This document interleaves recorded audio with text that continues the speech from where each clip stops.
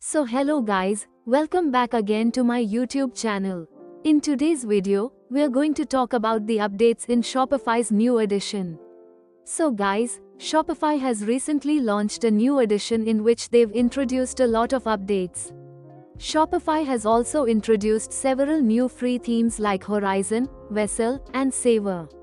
If you take a look, you'll find themes like Atelier and Heritage. 5 or 6 new themes in total have just been introduced. I'll be discussing what updates Shopify has made to these newly added themes. So guys, I've already published the Horizon theme. If you remember, in the Dawn theme or other previous themes, a new folder called Blocks was added.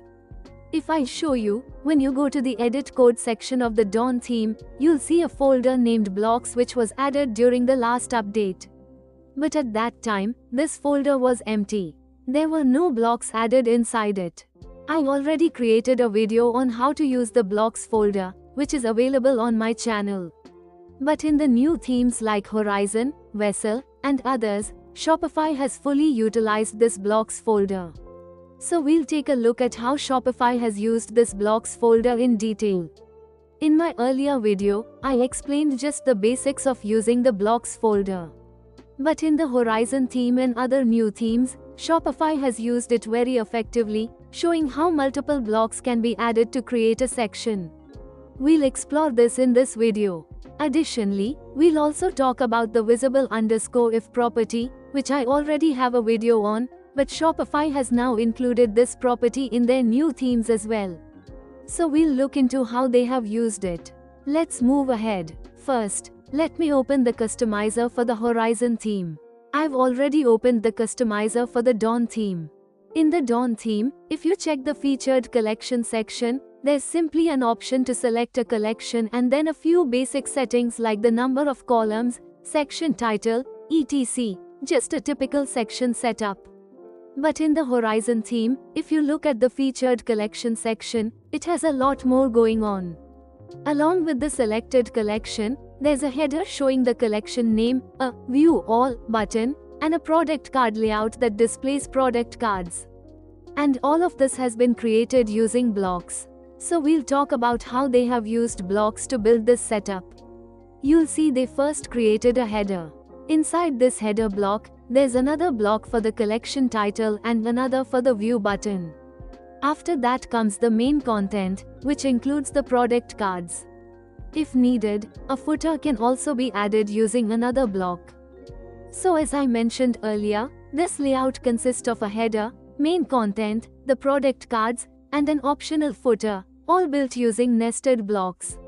Previously, when we added a section like an image banner in the Dawn theme customizer, it allowed us to add blocks like heading and button. But those blocks couldn't contain further blocks inside them. Now, in the new themes, Shopify has introduced blocks inside blocks. So guys, how has Shopify implemented this? That's what we'll explore in this video. Let's go to the code editor. My editor is already open. The section we're discussing is called Product List. I've already opened the section named Product List. So first, let's understand what we used to do earlier. Whenever we created a section and wanted to add multiple blocks inside it, we simply created the section and added blocks within it by specifying block settings.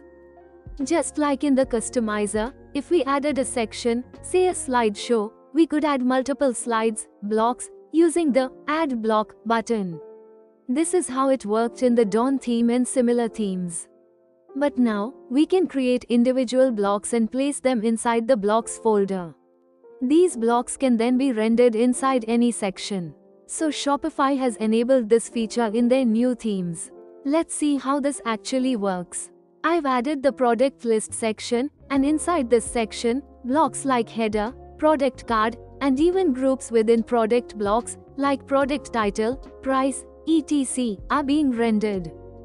We'll examine how this works in the code.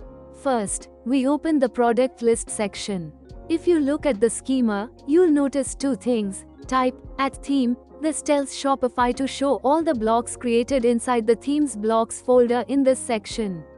So whenever this section is added and you click on add block, it will show all the blocks available in the theme. After that, the usual section settings like selecting a collection, etc. are provided. So guys, earlier I talked about the visible_if property. As you can see, they've used this property to conditionally show options based on the selected layout. For example, if the layout is set to carousel, the related options become visible. If it's set to editor, different settings appear. When you view this in the theme customizer, you'll notice these conditions are applied using the type. If you switch to the grid layout, you'll see an option like carousel on mobile.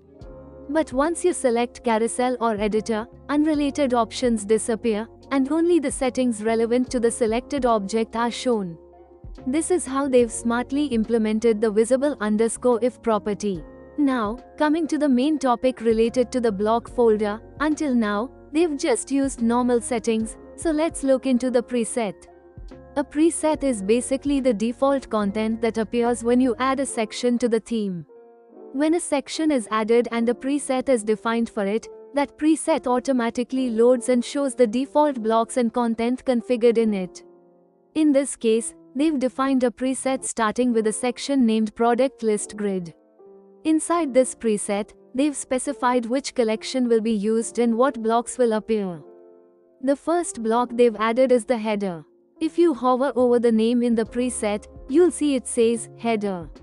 Along with the header, they've given it a type value, which refers to a block file in the block folder. If you search for this type in the theme files, it will open a block file that contains the header's code, and that code also uses the visible_if property. Inside the header, they've included other blocks such as the collection title and a View All button. These are also defined as separate block files, one for the title, product list text, and one for the button, product list button. These blocks are rendered inside the header block file using their respective types. So the header block includes and renders both the collection title and the View All button. Going back to the preset, you'll see they've also defined the order of these blocks, first the title, then the button. So that completes the header part. After the header, there's the product card section, which includes blocks like the product gallery and media. The product gallery is a block file, and inside it, they've added a media block. Then they added another block named group. So inside the product card, first comes media, then the group, and after that, blocks like product title, product price, and swatches are defined.